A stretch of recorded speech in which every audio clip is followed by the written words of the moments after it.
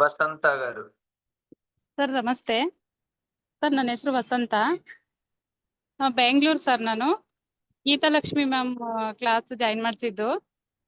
Sir class join ಆದ್ಮೇಲೆ ನನಗೆ ಸ್ವಲ್ಪ ಪರವಾಗಿಲ್ಲ, ಆಂಗ್ಸೈಟಿ ಮತ್ತೆ ಡಿಪ್ರೆಷನ್ ತರ ಇರ್ತಿತ್ತು. ಮತ್ತೆ ನಾನು ಹಶು ಕಂಡು ಮಾಡಕ್ಕಾಗುತ್ತಾ ಅನ್ಕೋತಿದ್ದೆ. ಉಪವಾಸ ಇದ್ದೆ, ಮಾಡಿದ್ದೆ, ಕೆಲ್ಸಕ್ಕೂ ಹೋಗ್ತಿದ್ದೆ, ಆದ್ರೂ ಉಪವಾಸ ಇದ್ದೆ ಮಾಡ್ತಿದ್ದೆ ಸರ್ ನಾನು.